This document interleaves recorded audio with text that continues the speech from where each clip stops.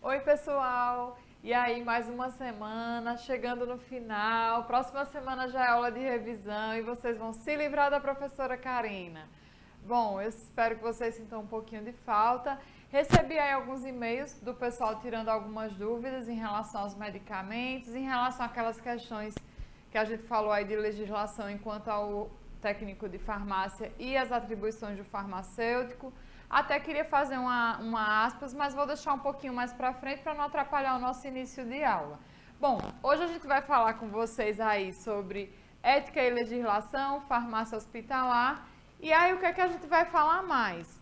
O objetivo maior hoje da aula é tanto mostrar qual é a legislação dentro da farmácia hospitalar. Vocês vão perceber que eu não vou entrar muito em questões éticas, porque as questões éticas elas são mais subliminares, elas estão muito pautadas nos dilemas que vocês vão passar em relação a situações com pacientes ou até dentro do próprio serviço. Então eu trouxe mais para vocês como é que a farmácia ela vai caminhando, quais são as suas legislações mais importantes e na farmácia hospitalar como é que o técnico vai, junto com o farmacêutico, fazer e desenvolver o trabalho dentro do setor. Tá? Então a gente faz uma pequena revisão agora, onde a gente trabalha aí para vocês o quê? Que o hospital, né, ele vai ter sempre algumas funções principais, que vai ser recuperar a saúde, prevenir doença e fazer ensino e pesquisa. Professor, ensino e pesquisa, sim. Ensino e pesquisa porque se vocês prestarem atenção, ou talvez alguns de vocês já trabalhem em hospital universitário ou Santa Casa. Sempre existem muitos hospitais onde a gente recebe uma gama muito grande de alunos, sempre em todas as áreas, medicina, farmácia, biomedicina e assim sucessivamente. E dentro desses segmentos, cada um vai desenvolvendo atividades para as pessoas, para os pacientes e ao mesmo tempo para o próprio curso que está ali tendo a oportunidade de ter uma área de estágio com a coordenação, com o acompanhamento. Então, nos hospitais a gente tem muitos pontos de estudos em diversas áreas da saúde. Então, a farmácia é uma área muito especial no hospital. A gente sabe que a gente, além de ter a farmácia central no hospital, dependendo da complexidade desse hospital, a gente vai ter farmácias satélites dentro do hospital, para que você não fique tão diretamente preso àquela farmácia central, que às vezes ela está distante dos leitos. Então, nas áreas, na farmácia, na área feminina, na área masculina, eu vou ali ter o cuidado de ter farmácias satélites que eu possa já fazer um remanejamento de material caso necessário. Então, quando a gente fala, eu tenho num hospital o objetivo de recuperar a saúde, é quando a gente deve lembrar que lá dentro do hospital a gente vai ter o cuidado, né, obviamente, tanto de prevenir como de tratar as doenças e os agravos que as pessoas estão acometidas. E aí uma das grandes lutas que existem hoje, ainda hoje, é que nessas farmácias, desses hospitais, existe a presença de 100% do farmacêutico. Hoje é mais fácil no hospital a gente ter um técnico de farmácia do que um farmacêutico, por inúmeros motivos, né? Uma mão de obra, obviamente, se vocês estão no nível técnico, já é mais barato do que um profissional graduado, porém a gente tem que lembrar que tem aquelas nuances, aquelas diferenças que a gente falou na aula anterior. O técnico ele vai ter uma responsabilidade diferenciada da do farmacêutico, ele normalmente vai ser regido pelo farmacêutico. E nas farmácias hoje, o que é que se coloca? Às vezes é um biomédico, às vezes é um médico, às vezes é um profissional da enfermagem e normalmente isso atrapalha um pouco o fluxo porque o farmacêutico é aquele que entende do medicamento e é aquele que estudou um fluxo de assistência desde o momento da compra do medicamento, do teste desse produto até a distribuição dele dentro de qualquer segmento, seja um hospital, uma farmácia, enfim, um laboratório. Então, assim, ele vai ter sua atividade específica. E aí, na farmácia hospitalar, a gente tem que lembrar que ela é uma unidade clínica, técnica e administrativa regida pelo farmacêutico que integra as atividades hospitalares. Então, quando eu fazia faculdade de farmácia, estagiei bom tempo na Universidade Federal daqui de Alagoas, e lá a gente fazia um trabalho junto com a equipe de enfermagem, voltado para as estatísticas de reações adversas. E tinha também técnicos de farmácia junto, desempenhando esse trabalho. Mas sempre com a orientação da chefe do setor, que naquele hospital era uma enfermeira, não era um farmacêutico. Bom, quais são as principais funções dos profissionais da farmácia? Quando eu falo dos profissionais da farmácia, é aí que eu vou fazer aquele adendo que eu falei no primeiro slide lá, que eu tive um questionamento por e-mail da aluna. O questionamento dela foi muito voltado assim: professora, eu percebi que quando a senhora estava falando das atribuições do farmacêutico, em alguns momentos a senhora ela se sentiu confusa sobre o que era a atribuição do farmacêutico e o que era a atribuição do técnico em farmácia. O que eu preciso deixar claro para vocês é que o técnico ele vai fazer muitas funções que são regidas pelo farmacêutico. Mas quem vai responder pelas atitudes desse técnico é o farmacêutico, porque ele está acima desse técnico. Então, vocês estão fazendo curso técnico em farmácia. Quando vocês fizerem farmácia, porque com certeza alguns de vocês vão gostar da área, vão querer se especializar e vão querer fazer uma graduação. Então, vocês provavelmente vão fazer farmácia. O que é que vai acontecer? Vocês vão perceber que o técnico ou aquele colaborador que trabalha numa farmácia, mas ainda não é técnico, mas é um vendedor, ou ele seja qualquer outra função que não seja farmacêutico, sempre vai estar sendo regido pelo responsável técnico da loja, que é o farmacêutico. Né? Legalmente é o dono da empresa e o farmacêutico, que também podem ser a mesma pessoa. Então, controle de SNGPC, controle de venda de receitas de controlados, controle de venda de receitas de antibiótico. O técnico ele vai poder fazer a dispensação, ele vai anotar todos os dados, ele vai baixar no sistema. Porém, quem vai fazer a baixa no SNGPC e o envio para a Anvisa através do relatório sempre será o farmacêutico. Ah, o vendedor fez uma venda errada. Quem vai ser punido? O farmacêutico que estava naquele horário supervisionando o trabalho daquele técnico. Ou técnico de farmácia, ou vendedor, ou alguém do técnico de farmácia que trabalha numa farmácia hospitalar, num hospital. Enfim, quem responderá pela atitude daquele técnico legalmente, de forma técnica, não será só ele, né? Ele também vai responder, mas será o responsável por ele, que é o farmacêutico. Porque as atribuições do farmacêutico em relação a um técnico, elas vão estar na supervisão do trabalho que esse técnico faz.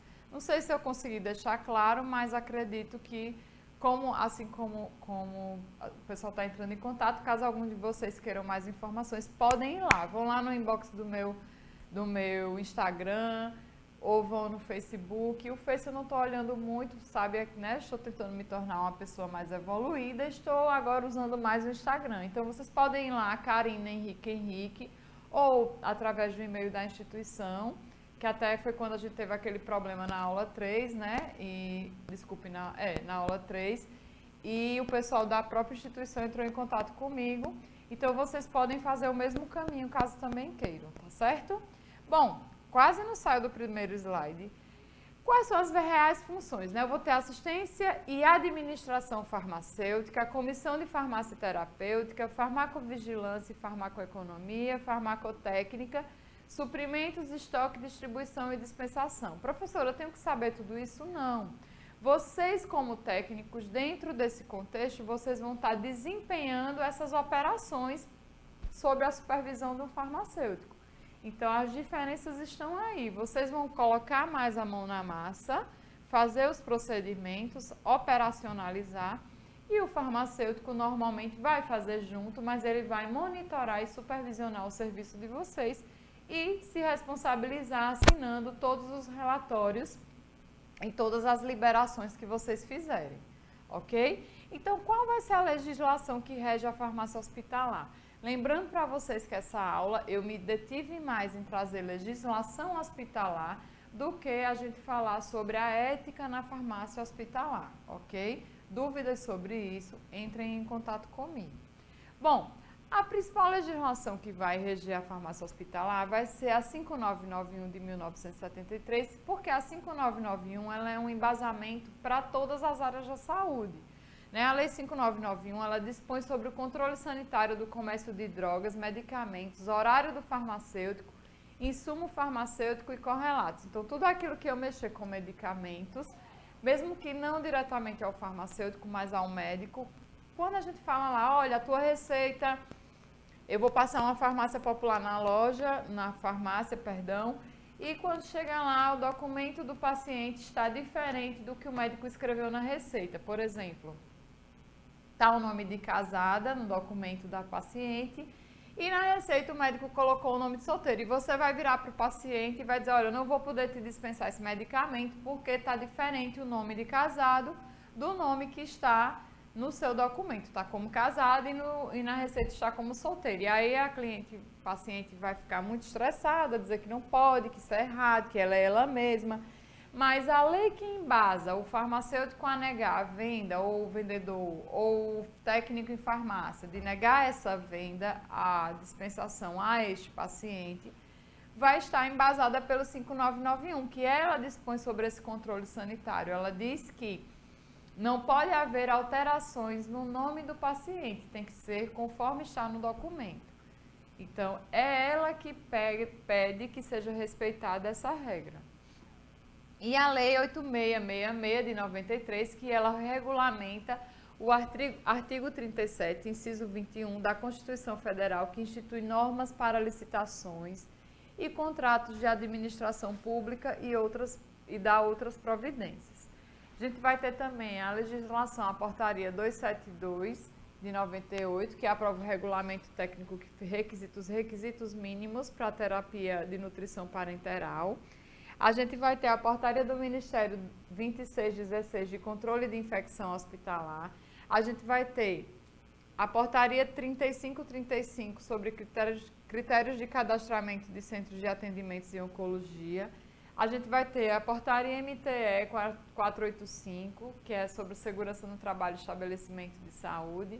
A gente vai ter a portaria SAIS 1017. A gente vai ter a portaria do Ministério da Saúde 344 de 98, que fala sobre medicamentos controlados. Então, lá vai ter a RDC 20 e a gente vai ter também a portaria 111 da farmácia popular. Tudo vai depender dos serviços que aquele hospital tem. Tendo algum serviço relacionado a alguma legislação pertinente, essa legislação deve ser inclusa dentro das regras daquele estabelecimento, daquela instituição. Essa portaria 1017 de 2002, ela estabelece que as farmácias hospitalares integrantes do SUS, devam estar sob a responsabilidade do farmacêutico. Então, vejam sempre que o farmacêutico ele vai estar sobre pressão, no sentido de que ele tem que se responsabilizar por algumas atividades dentro da farmácia e dentro de um hospital. Então, vocês vão ser os executores dessas tarefas e o farmacêutico vai ser o supervisor de vocês. Eu estou sempre frisando isso porque eu senti que houve essa dúvida na aula, quando a gente falou. Eu acredito que foi na aula mais voltada para as inspeções e penalidades quando não é cumprido o Código de Ética Farmacêutica. E aí, quais são as recomendações para pesquisas e normas? Né? Para consulta, você pode acessar os sites da Anvisa, www.anvisa.gov.br, Conselho Federal de Farmácia, CFF, Ministério da Saúde, www.saude.gov.br. Então, a gente falou um pouquinho sobre a revisão das legislações. Obviamente, eu não vou entrar no que cada legislação fala, porque seria muito redundante e talvez não fosse muito prático para vocês. Vou trazer aqui como a farmácia hospitalar no seu contexto total funciona, para que vocês entendam que para se respeitar todas essas legislações que eu citei ali atrás, eu preciso ter certeza que essas outras partes estão sendo cumpridas, ok? Então, vamos lá.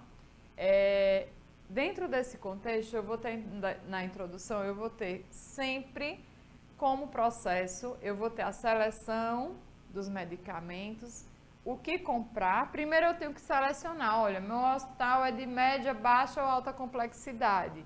Quais são, eu atendo aqui categorias de quais áreas da saúde? Hipertensos, eu atendo cirurgias de pequeno, médio e grande porte. Então, a depender daquilo que eu atendo, daquilo que eu dou para os meus pacientes no meu hospital, é que eu vou fazer uma seleção de quais produtos eu preciso e a minha programação de como vou comprá-los, em que período, em que época, a quantidade. E aí depois eu vou fazer a compra, que é a aquisição. Depois eu vou estocar esses produtos e fazer uma gestão desse estoque para que eu consiga distribuir para todas as áreas que precisam deles. E vou fazer a minha distribuição focada dentro da gestão desse meu estoque.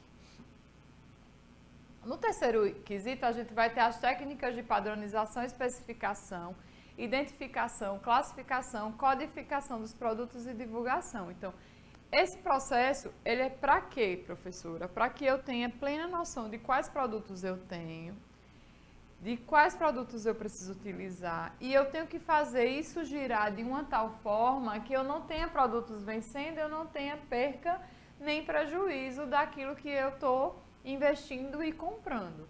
Então, esse processo, para que ele ocorra nessa linearidade, que ele consiga atender toda essa necessidade, eu preciso que ele seja dinâmico, multidisciplinar, contínuo e participativo. Todos que estão envolvidos têm que entender exatamente tudo o que está acontecendo ali para que cada um faça a sua parte de forma a completar o trabalho do outro. Então, quais são os critérios que eu tenho que levar em consideração? Eficácia, segurança, qualidade, custo e uso racional. Eu tenho que comprar um produto que tenha um custo bom, mas que atenda à necessidade dos meus pacientes, para que eu não compre algo barato e depois eu tenha prejuízo ou aquelas pessoas não fiquem boas e assim sucessivamente. Após o meu momento de seleção, ainda na seleção, lembra que eu falei aqui em cima, eu tenho que ter para eu fazer a minha seleção de produtos que eu vou precisar comprar, eu tenho que ter uma comissão de padronização. E ela que vai fazer todo esse ajuste, né, de quais produtos a gente vai precisar comprar para aquele hospital.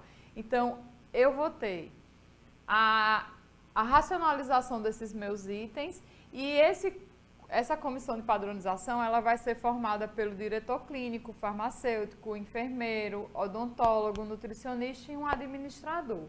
Então, esse grupo de pessoas vai definir o meu elenco de medicamentos, meu elenco de produtos médico-hospitalares, tudo aquilo que eu vou ter que ter na minha farmácia hospitalar. Aqui eu podia muito bem dizer assim, para a seleção, se é para uma farmácia hospitalar, eu como farmacêutica sou super top das galáxias, vou fazer tudo sozinha e assim sucessivamente. Não, não posso.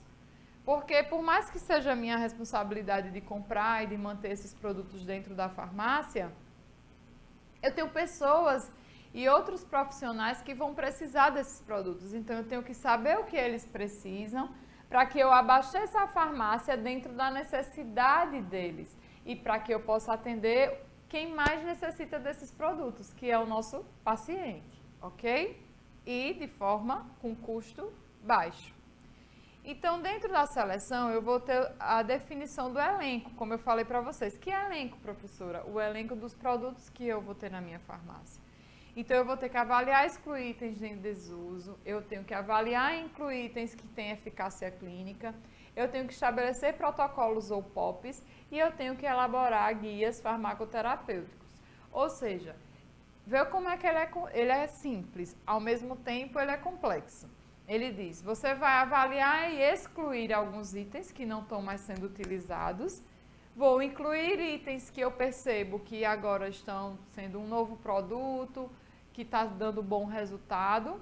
Vou estabelecer POPs, procedimentos operacionais padrões, para que eu garanta todos os processos de forma padronizada.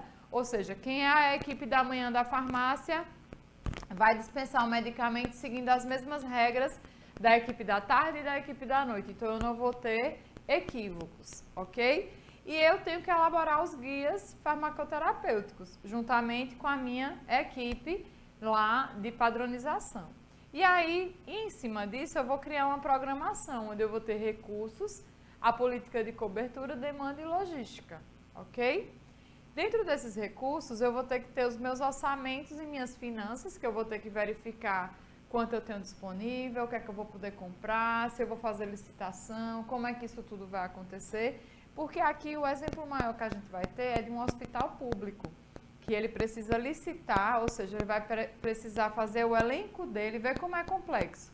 Ele faz a lista de medicamentos que ele vai precisar, vai mandar para órgãos que fornecem, né, que são os fornecedores. Esses fornecedores, eles vão mandar para mim os preços que eles cobram em relação a cada produto. E quem ganhar nos preços e na qualidade, né, nos outros critérios, serão as pessoas que a gente vai contratar para poder comprar esses produtos. E aí a aquisição, né, que é o próximo item, ela vem de prover medicamentos primordiais na atividade hospitalar às pessoas que desempenham direto ou indiretamente papel fundamental na prestação da assistência. Então, deve-se conhecer os mecanismos do processo sendo treinados e capacitados. Independente, se for hospital privado, se for público, eu tenho que ter pessoas preparadas para dar continuidade a esse processo. Então, no hospital privado, estabelecem diretrizes com foco nas necessidades, adequando-se à sua capacidade e orçamento. No foco público, definem formas de aquisição a fim de atender às normas e às leis vigentes. No foco público, sempre há uma preocupação maior, não que no privado não haja, mas no foco público ele tem ainda que prestar atenção nessas leis referentes à aquisição, compra, orçamento, licitação. Então, tudo isso tem que seguir a regra toda da legislação. No caso do hospital privado, não. Eu posso optar em comprar o produto mais caro, cobrar mais caro do meu paciente, ele vai pagar particular. Eu posso garantir para ele que eu estou comprando eu estou comprando esse aparelho mais caro, mas a qualidade do meu serviço, dessa lente, vai ser maior do que uma lente super baratinha. Então, os produtos que eu vou utilizar no meu hospital, eles vão depender no privado da qualidade que eu quero dar, ou do fornecedor, ou enfim, dos critérios que eu, enquanto gestor daquela unidade privada, vou ter como minha base. No caso do serviço público, não. Sempre, 100% das vezes, o primeiro critério a ser verificado é o preço. Então, os fornecedores que já têm um preço maior, mesmo que ele garanta qualidade, garanta qualquer outra coisa, provavelmente ele não ganhará nunca uma licitação no hospital público. E aí a gente fala um pouquinho sobre licitação. Aí a lei que rege sobre licitação, que está mais voltada para o órgão público, é a Lei 8666 de 93, onde ela é um instrumento que estabelece as condições para a realização de uma licitação. Na licitação, eu vou ter sempre isso, as propostas dadas por cada fornecedor, dentro daquele elenco que a gente do hospital estabeleceu, e a partir disso eu vou ter a escolha de qual vai ser o fornecedor que eu vou escolher para me passar os meus produtos. E aí a gente vai ter um empenho, né, que é a despesa, é o ato emanado de autoridade competente que cria para o Estado a obrigação de pagamento. Então, a partir daí, a gente consegue estabelecer, né, através do empenho, todo o arcabouço monetário, né, financeiro, que vai ser desprendido para dar continuidade à aquisição desses produtos. Então, o processo licitatório, ele tem as sanções e tem penalidades. E são elas, se eu não respeito essa lei, né, a 8666 de licitação, eu vou ter o impedimento de licitar e contratar com a administração pública pelo menos por 5 anos. Eu posso ser descredenciado, porque às vezes também o hospital privado, ele tem uma área que atende SUS e uma área que é privada. Então, na área que atende SUS, ele vai ter que fazer as compras dele por processo licitatório. Então, se ele não desempenhar as funções de forma correta, ele pode ser multado e também pode ter até a detenção desse diretor, dessa pessoa que praticar, né, algum ato ilícito. E aí, qual é o papel do farmacêutico, né? Nesse caso, vai estar mais voltado para ele do que para o técnico de farmácia em si, dentro de uma licitação, né? O papel do farmacêutico vai ser se certificar que o produto atende às características descritas no edital. Vai analisar a documentação enviada e as amostras quando for o caso. Quando a gente faz essas licitações, a gente recebe esses produtos e a gente testa eles no hospital. Quem vai fazer o teste operacionalmente vai ser o técnico de farmácia, junto com o técnico da enfermagem, junto com aquele especialista que está trabalhando ou que vai trabalhar com aquele produto. E ali vocês vão fazer toda a avaliação e vão passar para o farmacêutico para que ele faça o relatório final, aprovando ou não aquele produto. Após essa análise, é emitido um parecer técnico, podendo classificar ou desclassificar a empresa na etapa de lances. Então, quando eu já fiz todos os testes, que eu acho que a forma que eu falei pode confundir vocês um pouco. A licitação, eu vou pegar todos os preços, vou analisar e vou dar um parecer técnico final. E isso eu vou comparar um ponto com o outro, porque vamos supor, lá naquela licitação eu tenho duas empresas. Uma cobrou mais barato no final, mas vai ter produtos lá dentro da licitação que vão estar mais caros que a outra que cobrou mais caro no final. Então, como eu vou dar um parecer técnico, eu testei aqueles produtos, eu sei se realmente vale a pena, já que no final das contas, em outros produtos tirou e vai ficar mais barato, então eu posso justificar esses produtos que estão na lista, que um ou outro esteja mais caro na que deu diferente. Entendeu? Eu sei que ficou um pouco confuso esse exemplo, mas o que eu quero que vocês percebam é que tem que ter o parecer técnico do farmacêutico para que a licitação decorra e seja escolhido qual empresa irá fornecer os produtos.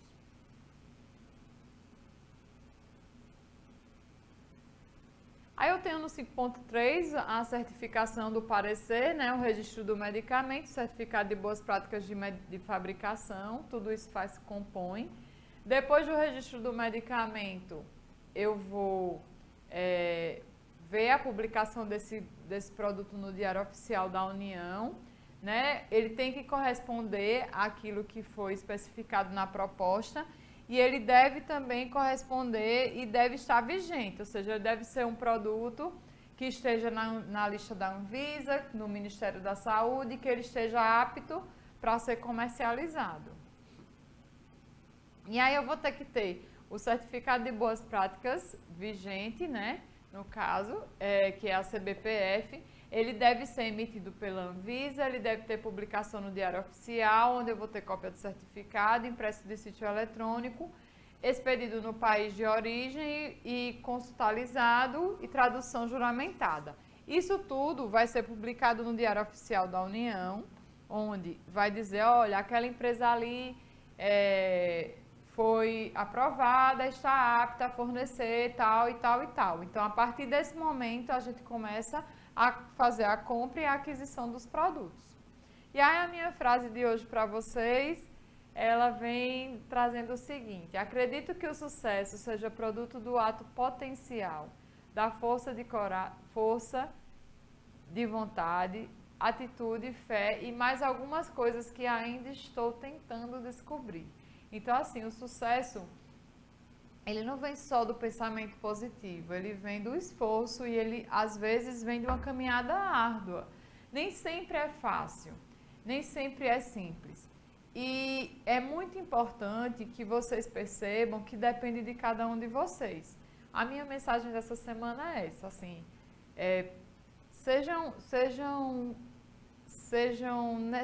necessitem do sucesso, sabe? Precisem desse sucesso. Mas não por uma vaidade, mas para que isso traga a vocês felicidade, traga a sensação de dever cumprido, traga a sensação de que vocês levaram algo positivo para alguém.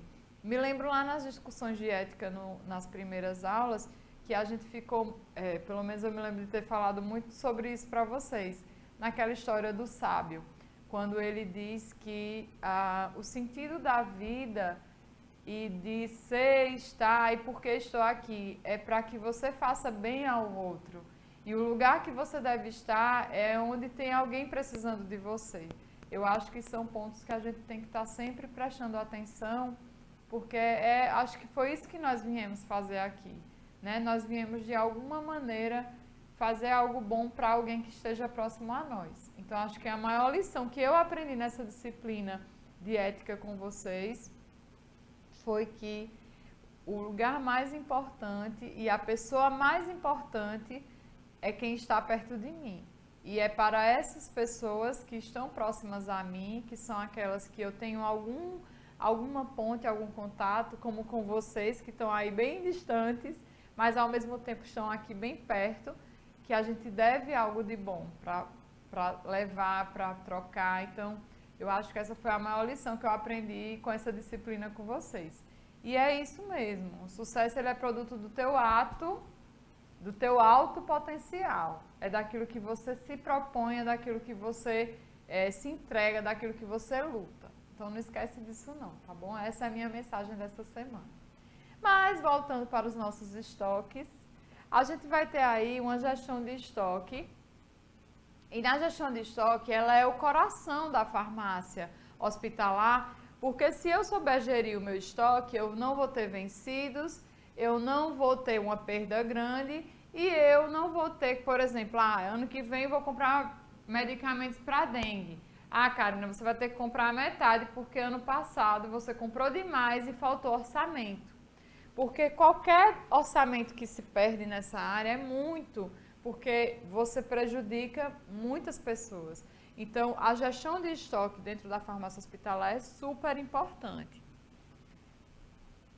Então, quais são os principais objetivos da gestão de estoque? É garantir o suprimento de medicamentos e produtos de saúde, disponibilizar o medicamento de forma segura, garantir a rastreabilidade desse produto e garantir as boas práticas através do certificado de qualidade. Lembra que eu falei ali atrás que a gente só pode inserir na nossa lista e passar para botar na licitação os medicamentos que estejam aprovados pelo Ministério, ou seja, que estejam com a qualidade certificada. Preservar a qualidade e a estabilidade do medicamento, manter as boas relações com o fornecedor, reduzir o custo, diminuir o custo do capital disponibilizado, perdas por vencimento e deterioração. Aí quando ele diz aqui assim, diminuir o custo da disponibilidade, capital imobilizado. Porque, gente, se você compra medicamentos e deixa lá guardado, você está com aquele dinheiro parado, aquele dinheiro está imobilizado. Então, se eu conseguir fazer um gerenciamento do meu estoque de modo que eu tenha lá meu medicamento que vai suprir quando faltar lá na minha farmácia satélite, mas eu não compro uma quantidade exorbitante que eu deixe dinheiro que eu posso investir em outras coisas parado, é mais saudável para a minha gestão, não é? É isso que ele fala aí. Procedimentos de armazenamento e fluxo, normas sanitárias e de qualidade, POP e treinamento. Então, não adianta eu fazer tudo isso aqui se eu não treinar os meus colaboradores. Se os meus técnicos de farmácia não estiverem treinados, como eles vão conseguir desenvolver todas essas atividades para mim? Então, essa é a função do farmacêutico também, treinar todos os técnicos de farmácia e vocês de operacionalizar tudo isso aí que a gente está falando agora.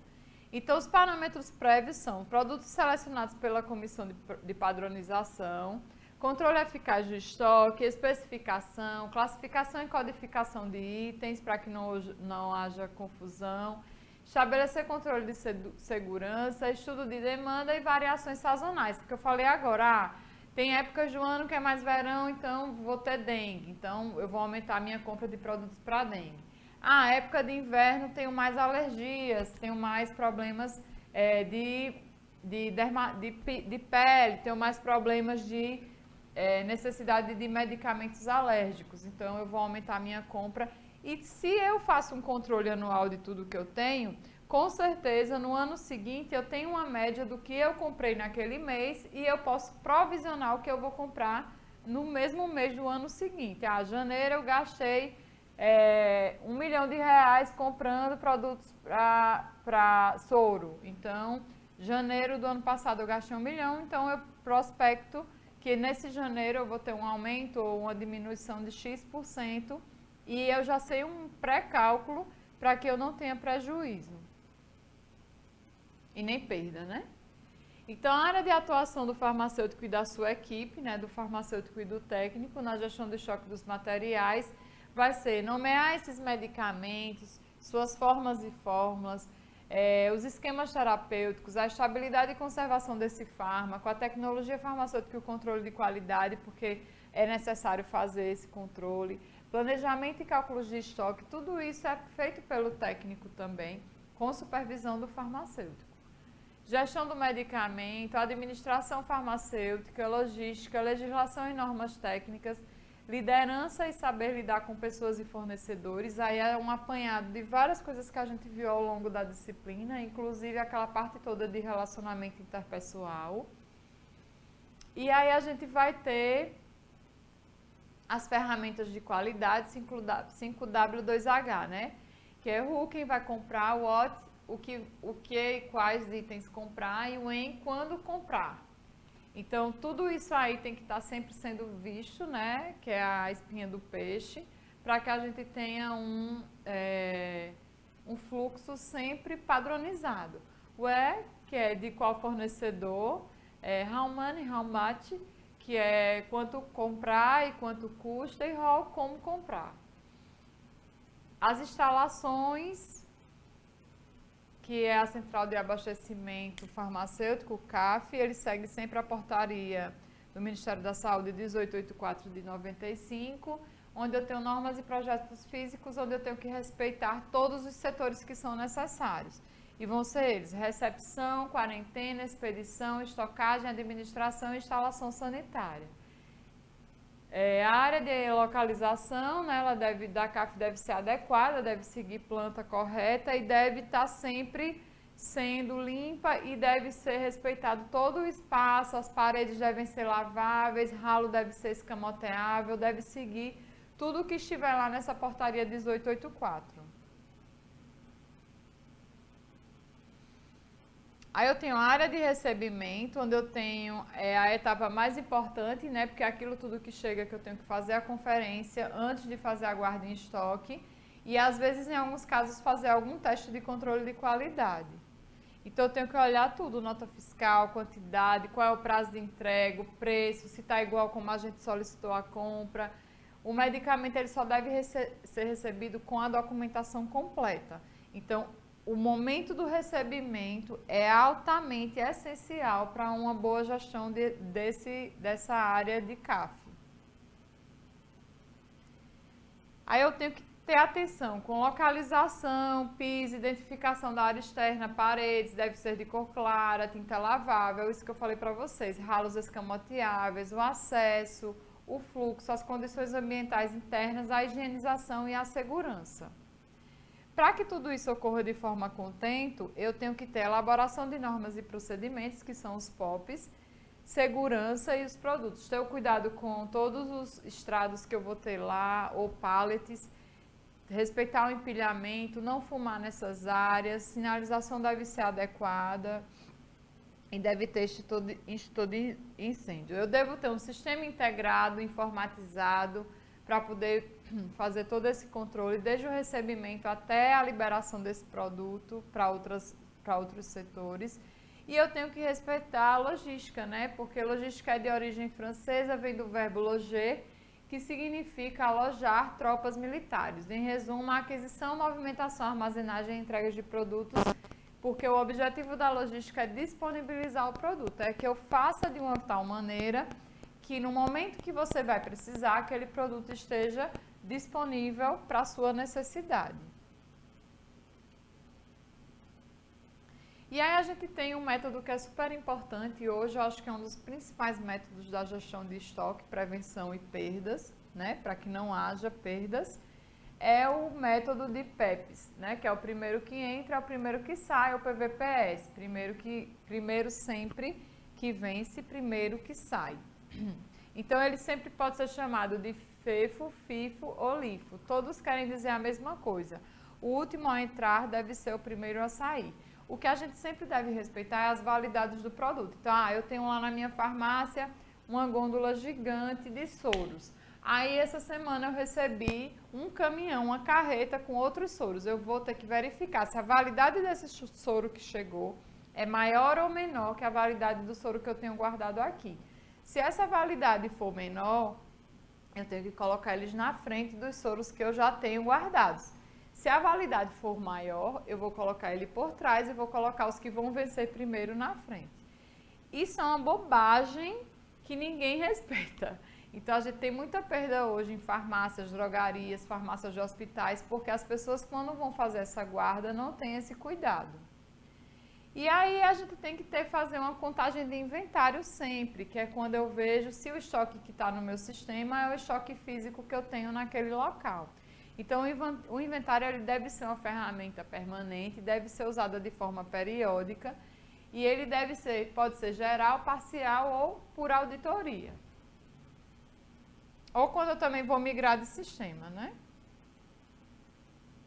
Então, o processo de dispensação, vou botar ele maiorzinho aqui, para a gente olhar, ele vai ser composto por fracionamento, manipulação, né? Que é quando eu fraciono esses produtos, recebimento através da prescrição, né? A prescrição chega na farmácia hospitalar, eu vou verificar o que tem na prescrição e vou separar esse produto, vou verificar essa prescrição, vou fazer a conferência do código de barras, vou fazer a embalagem, a etiquetagem, vou fazer a entrega e vou mandar para o paciente. Toda essa atividade aqui que eu estou lendo para vocês, quem vai fazer é você. Quando você estiver lá na farmácia hospitalar como técnico de farmácia, você vai fazer toda essa separação e adequação e o farmacêutico vai somente conferir, ok?